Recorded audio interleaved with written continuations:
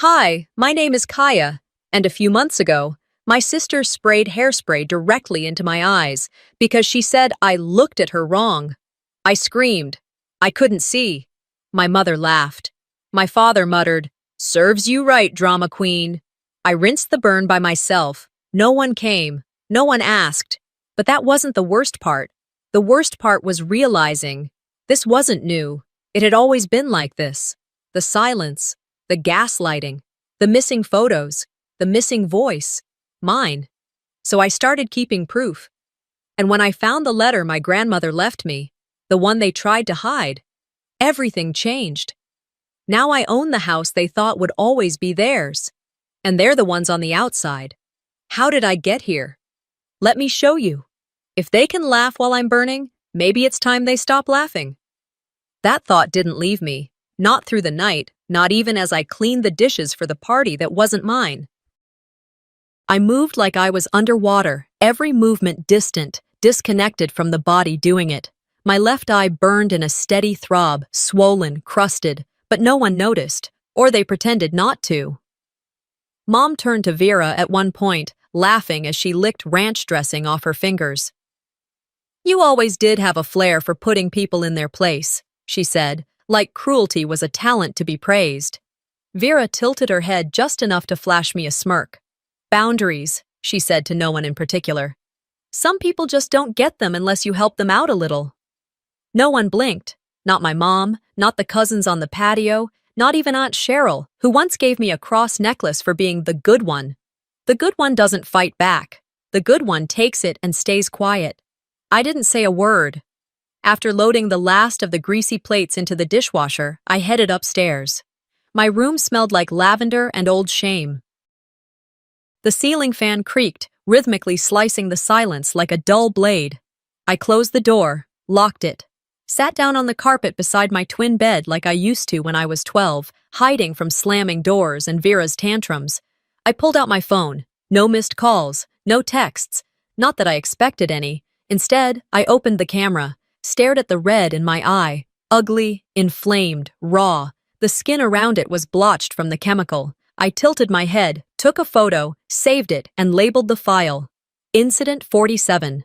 It wasn't the first time she'd hurt me, just the first time I documented it. Around midnight, I moved to the bathroom, turning on the tap again. The mirror was still fogged from earlier, but the burn on my skin felt like a fresh brand. I leaned over the sink, cupped water in my hand, and rinsed again. The quiet was worse than the pain. Back downstairs, laughter echoed through the vents. Vera's voice, unmistakable, said, "She's probably journaling her feelings again. What a martyr."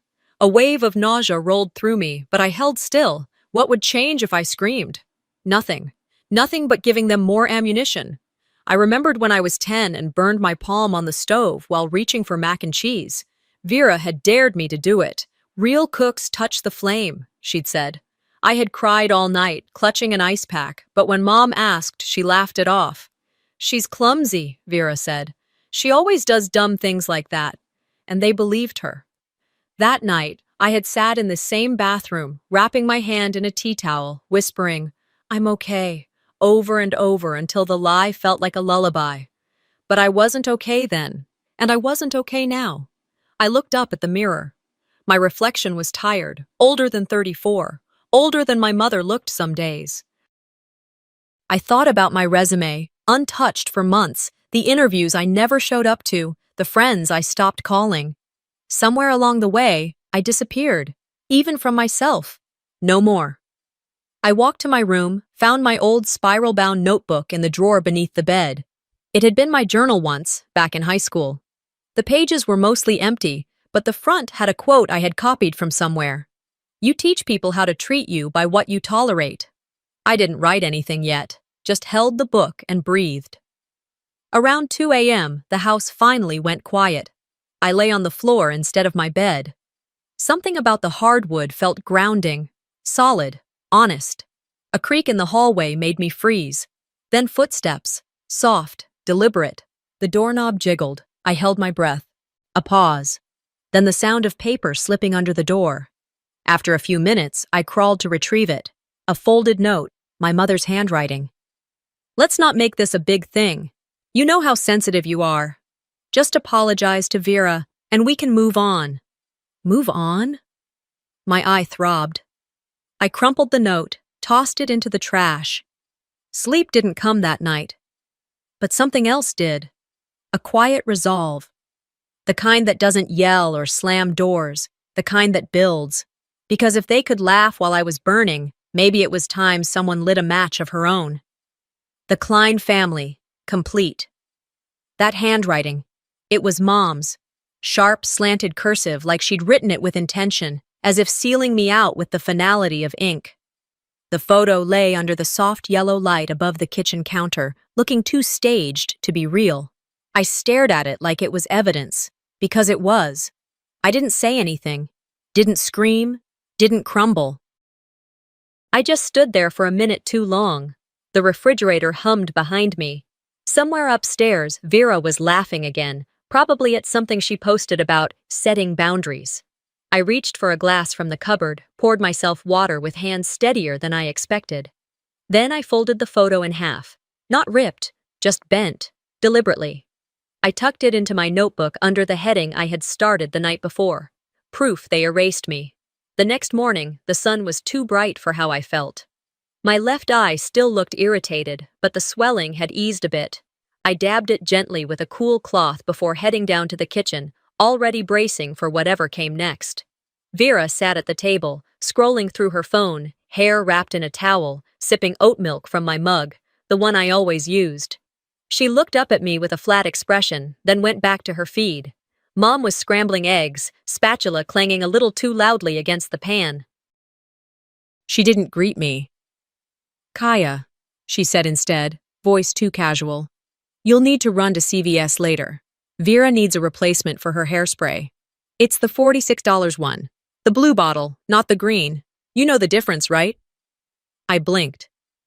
"You want me to replace the bottle she sprayed in my face?" She turned, eyes wide like I'd just accused her of stealing. "She said you startled her. You shouldn't have been standing in her doorway like that." "I was in my own room." "Don't get dramatic," she snapped, and turned back to the stove. Dad walked in right on cue, still in his bathrobe, newspaper tucked under one arm. "Let's not make everything an incident," he muttered as he passed by, not even glancing at me. It was surreal, how easily they reframed what happened, like the truth bent under their breath. I didn't argue. I just nodded, went back upstairs, grabbed my wallet, and walked the 4 blocks to CVS. The sun was beating down, unforgiving, but the breeze made it tolerable. It wasn't until I reached the automatic doors that I realized I hadn't even put on makeup to cover the redness. Inside, the air conditioning was a welcome shock. I wandered past the allergy meds and vitamins until I found the hair products. There it was, the obnoxious blue bottle with silver text, Volumize plus Set, professional grade, $46. That was more than I made in a full night cleaning for the Simmons family. Still, I grabbed it. While waiting in line, I heard someone say my name. "Kaya?" I turned. It was Leah Purcell, Leah from high school. We'd had French together sophomore year. "Wow, hey, it's been forever," she said. "Are you still living at home?" I smiled, tight and small. "Just helping out for a bit." "Oh, that's nice. Must be good to have family around." I lied. "Yeah, real good." She told me about her 3 kids, her real estate license, how her youngest just got into preschool early.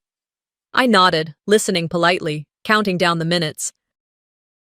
After I paid, I walked the long way back, past the park, past the old fire station, past the spot where Dad once taught me to ride a bike and yelled when I didn't get it right away. Funny how memory curdles with time.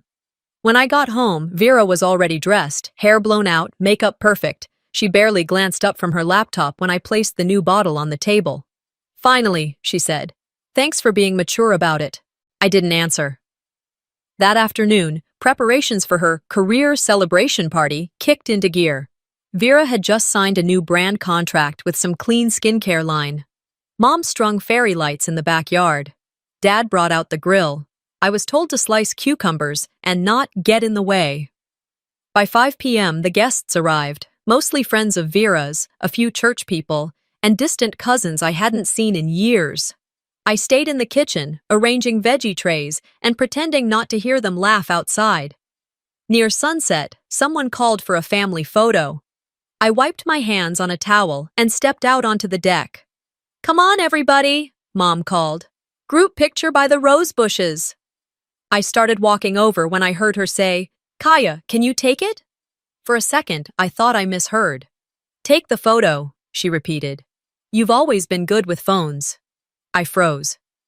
My cousin Rachel held out her phone, already open to the camera. Everyone else was already posed. Dad, Mom, Vera in the center like a TV anchor, arms around both parents. A picture-perfect moment. I pressed the shutter. "Okay, one more," I said, not because I wanted a better shot, but because I needed 2 seconds more to swallow what was happening. Later that night, I saw the post on Vera's page. "Family first." 53 likes. No tag for me. I went into the living room to get water and noticed the frame above the mantel had been updated. The party picture, enlarged, smiling faces, matching tones, the kind of photo you'd think belonged to a tight-knit unit, except I wasn't in it. I turned to Mom. "Why wasn't I in the picture?" She didn't even blink. "Oh, Kaya, don't start. You're always so sensitive. It wasn't intentional." I nodded slowly. "But you printed it. You framed it. You labeled it." "It's just a photo," she said, shrugging. That night, I went for a walk around the neighborhood. I took the long loop past the school, the old grocery store that closed during the pandemic, the bench where I used to wait for Dad to pick me up after piano lessons he never came to. In my pocket was the CVS receipt. I don't know why I'd kept it. Maybe because it was the only tangible evidence I had that something had happened, that I had done something, that I existed. I came home around 9:30, house quiet except for the hum of the fridge. I walked into the kitchen, meaning to make tea. That's when I saw it, a second print of the family photo. On the back, Mom's handwriting. "The Klein family, complete." I didn't cry. I didn't throw it. I just stared. I didn't sleep much that night. I kept waking up, not from noise, but from memory, like something was tugging at the back of my mind, trying to get noticed. I lay in bed, eyes fixed on the ceiling fan spinning overhead, replaying that phrase. "The Klein family, complete." Over and over. It wasn't the ink that hurt. It was the intention. Around 6 a.m., the house was still quiet. I crept out of my room and wandered down the hallway. My footsteps slowed when I reached the framed photo above the fireplace. I stared at it again, at the smiles, the symmetry. The way Vera stood dead center, Mom angled protectively toward her, and Dad's hand gently resting on her shoulder. I wasn't there. The longer I looked at that picture, the more it began to blur into another memory, not a recent one, but sharp, seared into my bones. Age 10, the smell of bleach, lemon-scented pine, the taste of something bitter. I had been dared. "Drink it, just a sip," Vera had said with that smirk she always wore when she knew no one would stop her. "If you're not a baby, you'll do it." I remembered the searing pain in my throat, the burn. I remembered clutching my stomach on the tile floor, gasping. I remembered Mom driving me to the ER, huffing the whole way. I told the nurse what happened. Vera dared me to drink it. And Mom had laughed. "She's dramatic. Always has been. Probably just wanted a day off school." The nurse wrote something down. I never knew what. Until now. I walked to the kitchen, opened my laptop, and searched for the hospital's records request page. It took 3 clicks and a short form. I filled it out like my hands belonged to someone else. I added a note. "Incident approximately August 2000, chemical ingestion, pediatric ER." By the time the house stirred awake, I had already submitted the form. Later that afternoon, while Mom was at her church volunteer shift and Vera was upstairs doing a live stream for her skincare deal, I got a call. Unknown number. "Hello?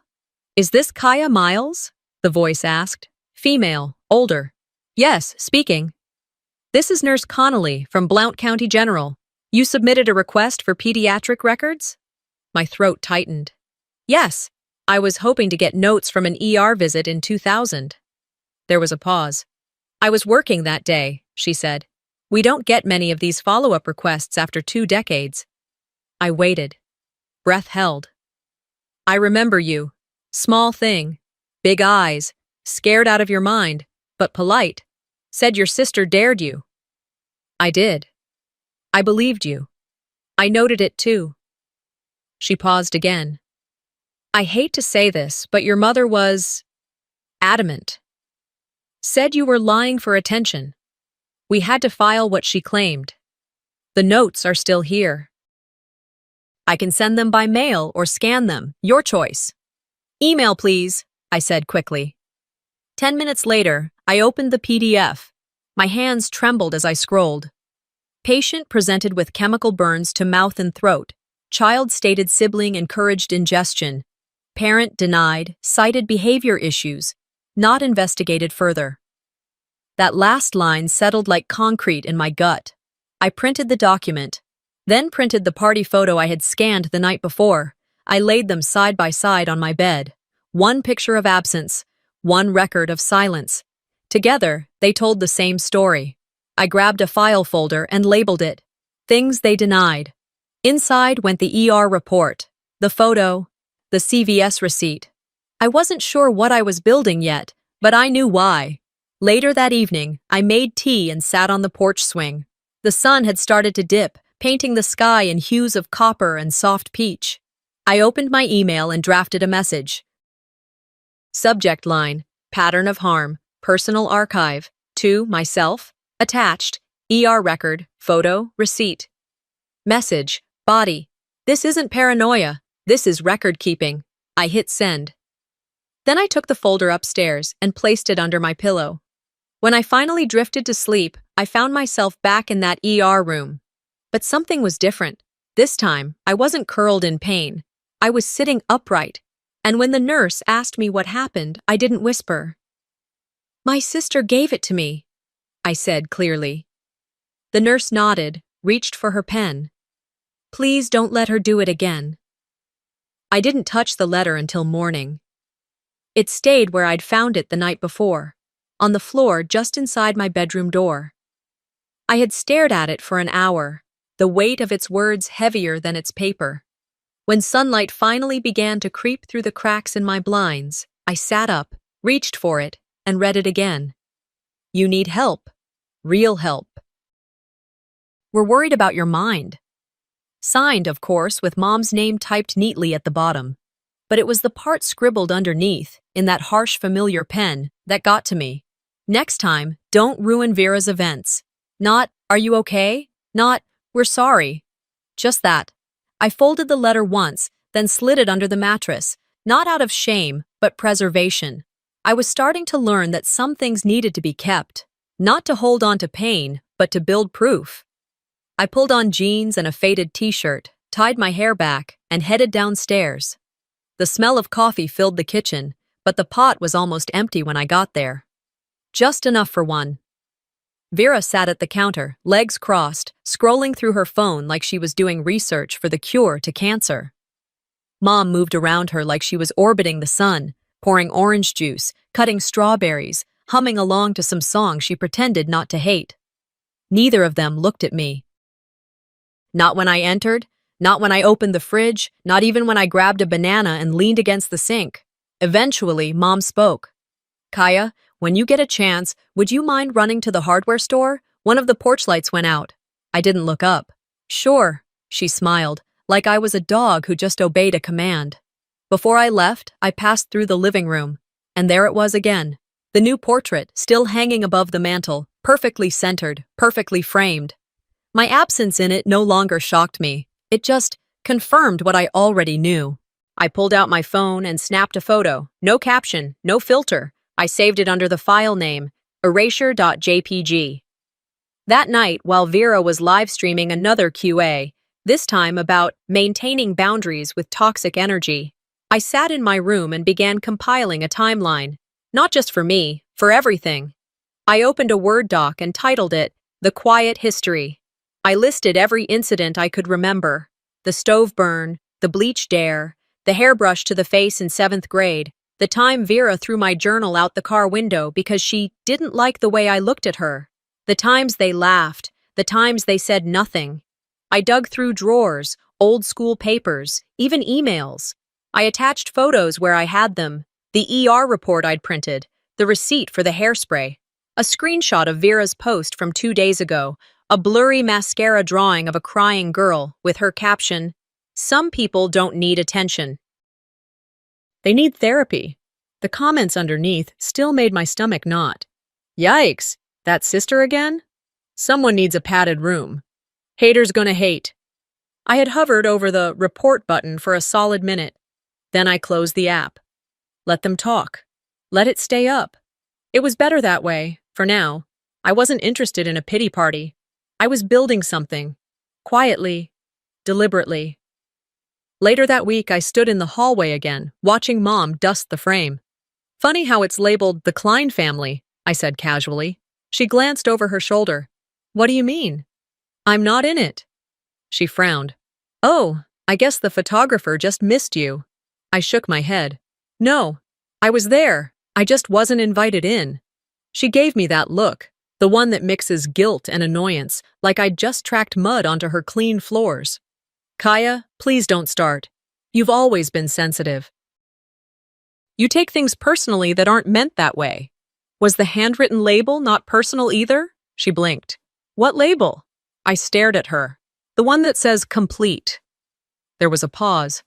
Then she turned back to the frame, adjusting it half an inch. "It's just a photo, Kaya. Don't make it something it's not." Later that night, I pulled out my journal and wrote one sentence. "This isn't about love anymore. It's about survival." Then I did something I hadn't dared before. I began to erase, not them. Me. Their voice messages, the old family group chat, tagged photos from Christmases where I was the one behind the camera. All of it, gone. I unfollowed Vera. Then Mom. I blocked their notifications, their noise. Because I needed space. I needed to hear myself again. And for the first time, I said it out loud to my reflection in the mirror.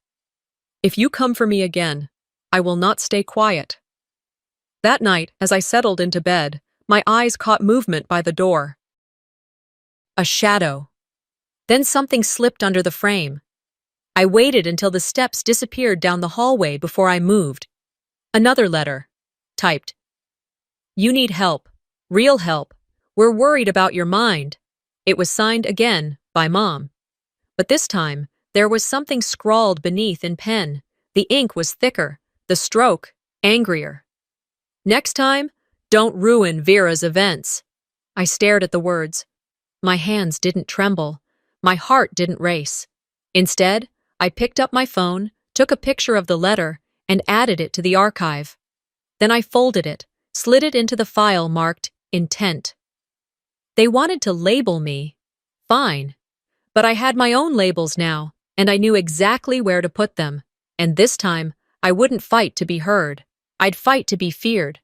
That sentence replayed in my head as the gate buzzed and I stepped out onto the gravel lot in front of the facility. I didn't look back, didn't wait for some symbolic gust of wind to close the door behind me. I simply walked, the same way you leave a fire you've watched burn too long. I didn't go home right away. Instead, I called Irene. "You're out," she said, voice calm, collected, like this was just the next logical step. "Yes," I replied, "and I have what I need." "Then it's time," she said. 2 hours later, we sat together at the corner table of a small bakery she loved. Her idea, not mine. "We need sugar when we're working on revenge," she'd said with a wink. But I wasn't here for sweetness. I pulled the manila folder from my bag and placed it on the table. Inside, the fake evaluation request, signed without my knowledge. A copy of the email from the clinic's legal department confirming the paperwork was never certified. A printout of the text thread between Mom and the facility's administrator. Cold, calculated. They hadn't even tried to hide their coordination. And nestled between the pages, a handwritten note, familiar curves and loops. My grandmother Eunice's writing. "If they ever silence you, remember, quiet is not weakness. You are not crazy. You are the fire they fear." I found the note tucked inside my old high school notebook. They had brought it with my things, unaware of what it held. She must have written it years ago, long before she passed. Maybe she'd known what I would face. Maybe she'd faced it too. I hadn't cried when they locked the door behind me. But holding her words, I had, not from pain, from clarity. "They've tried to bury you with paper," Irene said, flipping through the file. "Let's bury them with truth." Over the next day, I created a master file. I included every piece of evidence I'd collected since the Hairspray incident. The ER report, the fake psychiatric claims, the texts, the social media screenshots, every scar, documented, every manipulation, filed. I titled the folder, The Klein Archive. That evening, I returned to the house. Mom was watching a crime show, Vera upstairs recording another makeup tutorial. I walked through the front door like I'd just been out for groceries. Mom turned slightly when she saw me. "You look rested," she said with a tight smile. "See? The break helped." I said nothing. Vera appeared at the top of the stairs, holding her phone. "You didn't call," she said. That was rude. I dropped the folder onto the coffee table. They both stared at it. "What's that supposed to be?" Mom asked. "Documentation," I said. "Of everything." Mom's voice went flat. "Kaya, you're not making sense. You forged a medical request," I said. "You filed it through a contact who never had authority to hold me. I have the proof." Vera scoffed. "Oh, please, you're spiraling again." I looked at her, long and cold. "You want to keep going, Vera? Keep gaslighting? Go ahead, because the next step's court." Mom stood, flustered. "Kaya, don't do this. It'll ruin the family's name." I laughed. It slipped out, not planned. "You already did that. I'm just naming it."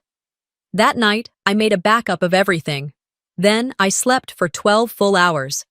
The next morning, I filed a formal report with the local authorities. Emotional abuse. Forgery. Fraud. Irene helped me phrase the statements clearly, without accusation, but with precision, the kind of language that lands, the kind of voice they could never twist. Then, I called the lawyer my grandmother once used for her estate and scheduled an appointment. The receptionist paused when I gave my name. "Eunice Miles's granddaughter?" she asked.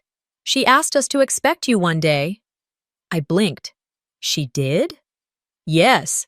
She said when you came, it would be because you were ready." That stopped me cold. The day of the appointment, I wore the only blazer I owned and sat across from a gray-haired man named Warren, who looked like he'd retired emotionally sometime around 2004. But he was sharp. He handed me a sealed envelope, already addressed in Eunice's handwriting. Inside was a revised will, dated 6 months before her death. Everything was left to me. The house, her savings, her name. "They don't know this yet," Warren said, nodding at the document. "But they will." Back home, I didn't say a word to anyone. I just returned to my room, shut the door, and stared at the walls I'd grown up within, painted over too many times, but never enough to erase what was underneath. I made tea. I folded the will and slid it into the Klein archive. Then I picked up my phone. Bind notes. Typed, "One more move and I'll see you in court." Then I read it aloud, not because I needed to hear it, but because they did. Just clarity. That's all I uploaded. No caption, no commentary, just slides of documents, the unsigned evaluation forms, the email confirming the facility had no legal grounds to hold me, screenshots of text messages, my grandmother's handwritten will. I didn't tag anyone. I didn't even enable comments. The truth didn't need a chorus. It just needed to exist. Within an hour, the video had over 1,000 views. I left the house without saying a word. It was 10:43 a.m. The sky had that washed-out Tennessee hue that made everything look like it had been through one too many cycles in a washing machine. The air felt like wet cotton, humid, clinging. I met Irene at Walker's Diner just past noon. She was already there when I arrived, sitting in our usual booth by the window, a folder open in front of her and a slice of coconut cream pie untouched.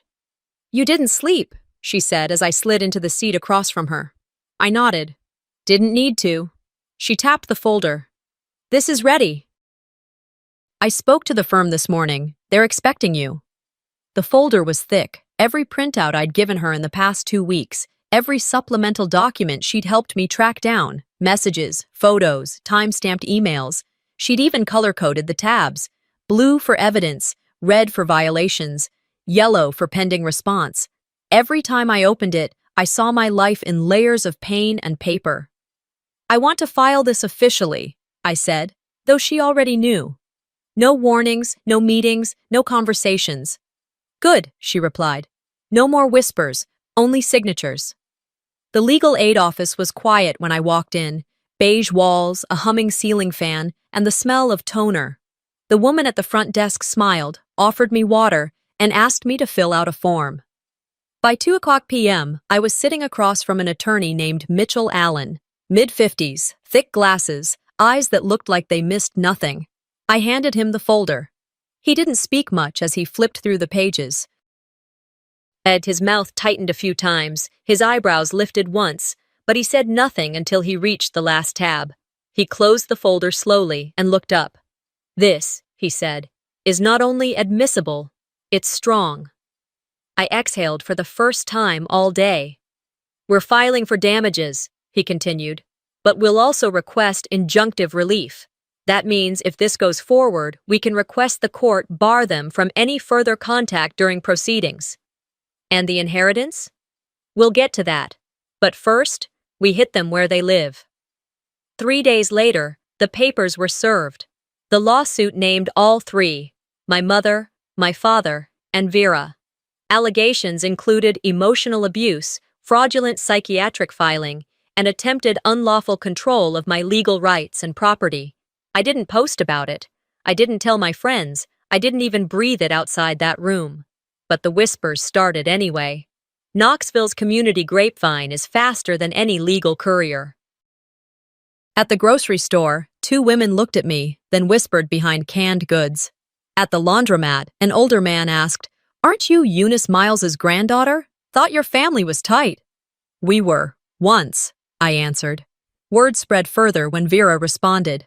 She posted a video from her bathroom, hair in perfect waves, makeup soft and sympathetic. "She's struggling," she said, voice low and warm, like she was discussing a family member with early dementia. "Grandma wasn't well near the end. She got confused. We're just trying to protect her legacy." The comments were vicious. "She's trying to steal from the family. That sister always was unstable." You can see the jealousy in her eyes. I saved the video. And for the first time, I responded, not with words, but with documents. Another post, another slideshow, no music, no narration, just the facts. This time, I added one title card.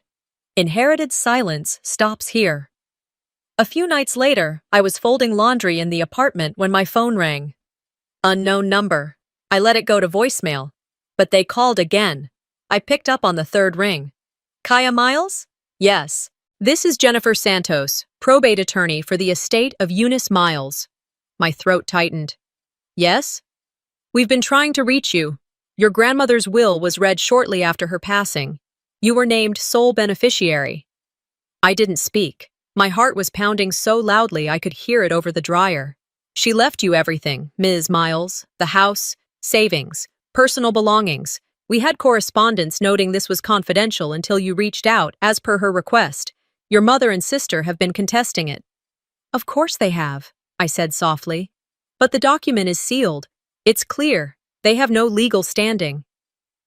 The call ended with an invitation to the office the following Monday. I sat on the floor next to a half-folded towel and stared at nothing for 5 full minutes. My grandmother had known. She'd known the day would come when I'd need a home no one else could take from me. That Saturday, I took a walk past the house. I didn't go in. I didn't stop. I just walked slowly by, letting my eyes rest on the porch where I used to sit on summer nights, counting stars and mosquito bites, where she used to drink iced tea and tell me stories about her sisters in Georgia, where I once believed love lived. I whispered, "This house knew. It waited for me." Then I kept walking. When I got back to the apartment, I opened a suitcase. Not because I was running, but because I was finally going home. I knew you'd come home, Kaya. That voice, her voice, didn't echo in the hallway like some spooky movie trick. It landed somewhere deeper, familiar, unshakable. I stood just inside the doorway of the old Victorian, the one that had been stripped of its warmth since she passed. And yet, that night, the air felt different. Like the house had finally exhaled, like it knew the weight I had carried to get there. It was nearly midnight. The porch light flickered once, then settled. The floorboards creaked under my feet as I set my bag down and ran a hand along the hallway wall, chipped paint, uneven texture, old nail holes that once held family photos. The quiet wasn't empty. It felt like waiting. I slept in the guest room that night. The master bedroom still held too many memories of her. Books with notes in the margins, the smell of lilac and wood polish, a rosary looped over a cracked lampshade. I wasn't ready to enter that space yet. By morning, I was ready for the courthouse. I didn't eat. I didn't curl my hair. I wore the same black blazer from the day I filed the lawsuit and a navy blouse Grandma had once called sharp but not showy. The courtroom wasn't large. It smelled like old paper and lemon disinfectant. I walked in holding the same folder Irene had helped me build, the Klein Archive. Inside, years of denial, finally organized. The front rows were packed. A few people I recognized from church, 2 former neighbors, and 1 local reporter I didn't invite. My mother sat at the defense table in a pearl-trimmed suit she hadn't worn since Easter service 4 years ago. Vera sat next to her, wearing sunglasses indoors like she thought it made her look untouchable. Dad didn't show. When I took my seat across from them, I didn't flinch. I didn't look away. The judge entered, and everything shifted into motion. The testimonies started with facts. My attorney, Mitchell Allen, introduced each piece of evidence like puzzle pieces, not weapons. He walked the judge through the medical report from 2000, the fraudulent psychiatric paperwork, screenshots of social posts, and finally, my grandmother's will. Each item came with a supporting voice. The nurse from my childhood ER visit flew in from Georgia to testify. She wore soft pink and called me kiddo, like she had when I was 10. Irene presented a detailed timeline, text messages, voice notes, date-stamped harassment, calm, methodical, brilliant. My legal aid volunteer, Ashley, explained in plain terms how conservatorship abuse often begins with small things, phrases like just worried and just looking out for them, before it escalates into full control. Vera interrupted once. "This is ridiculous," she snapped, standing. "She's spinning stories. She's always needed to be the victim." The judge, a no-nonsense woman with tired eyes and a voice like gravel, slammed her gavel. "One more outburst, Mrs. Klein, and you'll be removed." Vera sat down hard. I watched her twist the edge of her sleeve with her thumb. Her mother, my mother, reached over to squeeze her hand. They didn't look at me. They didn't need to. I wasn't speaking to them anymore. I was speaking to the room, the judge, the record, and more than anything, to the girl I once was, the one no one believed. When it was my turn, I stood. My hands didn't shake. "I'm not here for revenge," I began. "I'm here because truth should not depend on popularity or manipulation or the ability to lie with a smile." The courtroom was silent. I continued, walking them through each moment, not with tears, but with clarity. The bleached dare, the hospital visit, the years of silence that followed. The moment I was locked in a facility without consent, stripped of dignity under the guise of care. The way my story had always been rewritten by those with louder voices. "I am not angry that they tried to control me," I said. "I'm angry that they were so comfortable doing it and that it almost worked." The judge listened. She asked questions. She took notes. Then she adjourned for deliberation. It took an hour. I sat alone on a bench outside, my folder next to me, unopened now. I had nothing left to prove. Whatever came next, I had already spoken. When the courtroom reconvened, the room held its breath. The judge's verdict was clear. The will was upheld. I was named the sole inheritor of my grandmother's estate, house, savings, everything. A permanent restraining order was issued against both Daphne and Vera. The court record would reflect a pattern of sustained emotional abuse, manipulation, and fraudulent action. Outside that courtroom, the press waited, but I didn't give them a soundbite. I gave them silence. By nightfall, the damage had begun to ripple. Vera lost 2 major brand deals within 24 hours. One issued a public statement. "We stand against familial abuse in all forms." Her apology video dropped that weekend. Crocodile tears, soft piano music in the background, a vague caption, "We all make mistakes. Please allow space for healing." The comments were locked within 10 minutes. Mom's community group quietly removed her name from their monthly newsletter. She tried to play the victim, but people remembered. People knew. I didn't rejoice. I didn't feel victorious. But I did feel unburdened. As Irene and I walked out of the courthouse together, she squeezed my hand. "It's over now," she said gently. I looked at the sunset painting the sky above the city and shook my head. "No, it's just changed." Later that night, I drove back to the Victorian house. The porch light flickered as I pulled into the driveway. I paused, gripping the steering wheel, then stepped out slowly. The night was still, only the sound of crickets and the soft hum of distant traffic. I walked to the door, key in hand. As I turned the lock and stepped inside, the scent of old wood, lavender, and something unmistakably her greeted me, not literally, but in memory. I stood in the hallway, listening to the echo of a house that had waited for me. And then I heard it, as clearly as if she'd been standing behind me. "I knew you'd come home, Kaya." Then closes the door. And for the first time in my adult life, the silence that followed wasn't empty. It didn't echo with the aftershocks of a slammed insult or the anticipation of being called back to explain myself. It just was. Still. Honest. I stood in the foyer of the house that now belonged to me, watching the last hint of flame flicker out in the fireplace. The unsigned letter had turned to ash within seconds. Threats don't last long when they're exposed to light. Outside, the wind had picked up, brushing dead leaves across the porch like it was helping sweep away what didn't belong. The air had that late fall bite, crisp and clean, and I pulled the front door shut gently behind me, not slamming, not fleeing, just done. The next morning, I started from the top. The house needed more than just new curtains or a fresh coat of paint. It needed to breathe again. I opened every window in the downstairs rooms, let the chill drift through the wood and dust and memory. The living room still held the faint scent of lilac from Eunice's old armchair, and I kept it there, exactly as she left it. Everything else, faded photos, empty frames, chipped dishes in the kitchen, went into boxes. It wasn't an act of erasure, it was reclamation. By noon, I found myself in the hallway just outside what used to be the guest room, though I'd only ever seen guests sleep there once, and that was back in 2006. The wallpaper was peeling in the corners, and the baseboard heater made a low, persistent hum. I walked in, surveyed the space, then moved to the mantel. I hung a single photo, just one. It was of Eunice, laughing in her garden, holding up a crooked tomato in one hand, like it was a prize from the county fair. That was the version of her I wanted to wake up to.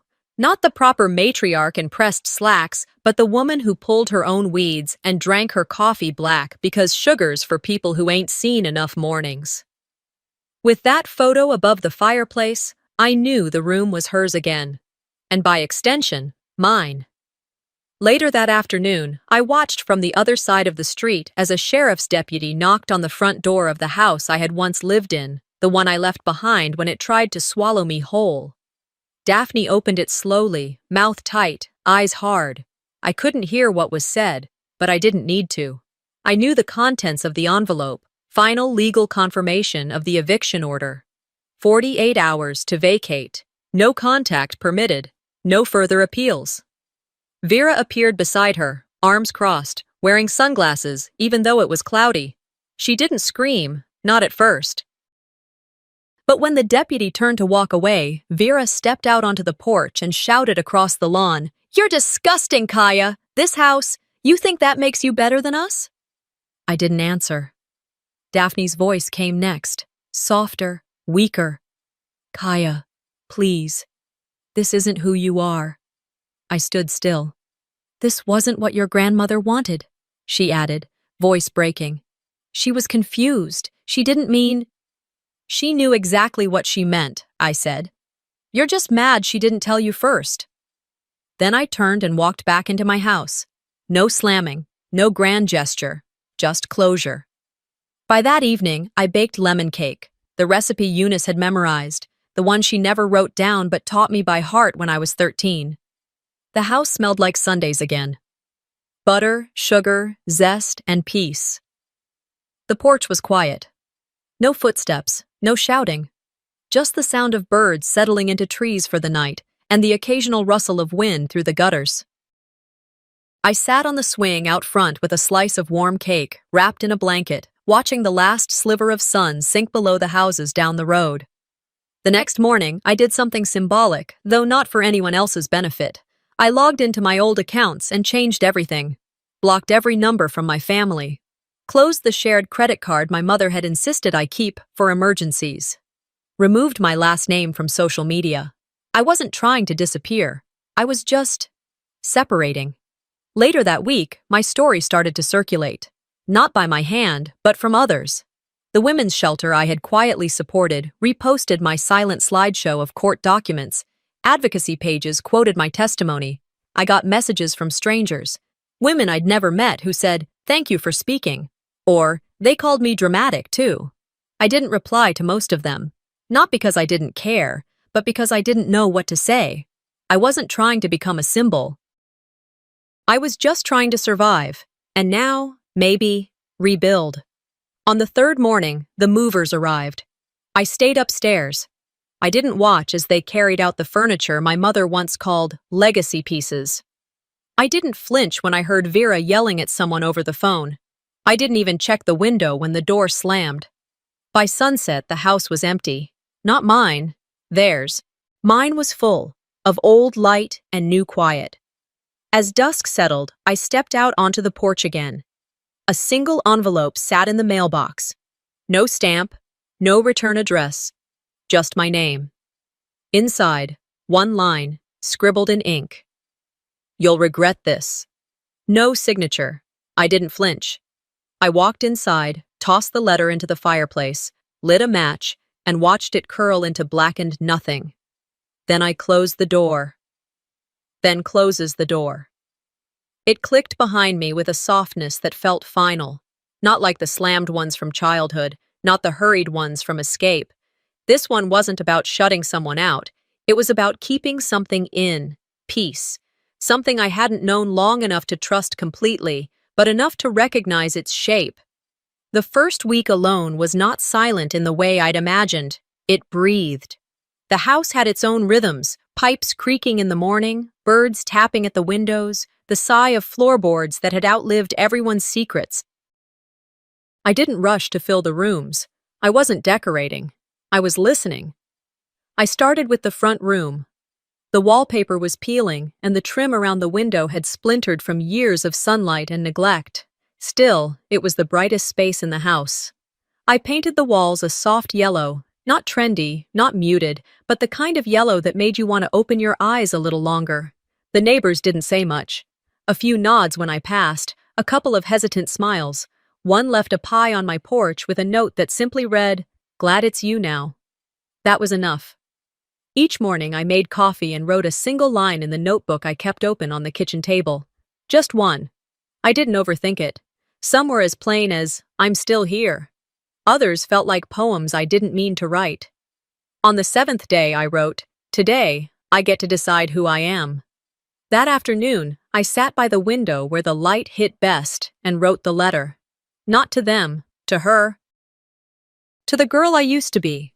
Dear me, you were never the problem. You cried because you cared. You stayed silent because they taught you that words were weapons, but now you speak. And when you don't, your stillness still says everything. I see you now, not as the girl they blamed, but the one they feared, because you carried truth too early. You deserved love that didn't have conditions, and now you have it, from me, from yourself. Love, Kaya Miles, homeowner, survivor, and whole. I folded the letter and placed it inside the old recipe box Eunice had left behind. Not because I needed to hide it, but because I wanted it surrounded by things made for joy. Flour-stained index cards, oil-splattered clippings, a note in her handwriting that read, "Bake as if someone's coming over, even if no one is." 2 days later, Vera's fall from grace made local news. A headline on the community site read, "Beauty influencer loses sponsorships after family court ruling." The article quoted sections from the court record, nothing graphic, just enough to pull the thread. The comments were merciless. Why do people protect abusers just because they're pretty? So glad someone finally called her out. My daughter showed me this. Every girl in high school needs to see what happens when you bully for years and think no one's watching. That night, Vera posted a video, her face bare, eyes puffy, tone breathy. "I've made mistakes," she said. "I never meant to hurt anyone. I'm on a healing journey." Comments were disabled before the video hit 400 views. I didn't watch it a second time. I didn't need to. Mom, meanwhile, disappeared from the neighborhood entirely. Word got around that she moved in with a cousin in Maryville. No one saw her at church. Her volunteer posts went quiet. Someone else took over the newsletter. One day, I got a voicemail from an unknown number. It was her. I didn't listen. I deleted it before it even played. Not because I was angry, because I was healing. You don't open the door to a fire once you've finally rebuilt the walls. That weekend, I found a small photo in an old envelope tucked behind a book on the living room shelf. It was of me at 10 years old. Awkward haircut, eyes too big for my face, holding a science fair ribbon with a crooked smile. I'd forgotten about that version of me. I framed it, set it on the mantel next to Eunice's picture, not to mourn the childhood I didn't get, but to honor the girl who survived it. The truth is, it still lingers. I still jump when a door slams. I still check the locks twice, sometimes 3 times. But the difference now is this: I'm not waiting for the storm. I'm sitting in the house I claimed, under a roof built by a woman who knew silence wasn't safety, and who gave me the keys not just to bricks and wood, but to the freedom I never thought I'd know. That evening, I made the lemon cake again. The batter came together like a memory, every stir a heartbeat. When it was done, I cut a thick slice, poured a glass of milk, and sat by the window. Outside, the world went on. Inside, there was only me, sunlight warming my face, and not a single sound from upstairs. And they were right about one thing: no one expected who'd own the house next. Sometimes, the loudest kind of strength is the one that doesn't scream. It simply walks away and builds something better. Kaya didn't fight to be believed. She fought to be free. And in doing so, she reminded us, you don't have to stay where love is conditional or where your truth is denied. Have you ever been made to feel like the villain in your own story, just for speaking up? Let us know in the comments, and don't forget to subscribe for more real-life stories of quiet power and unexpected justice.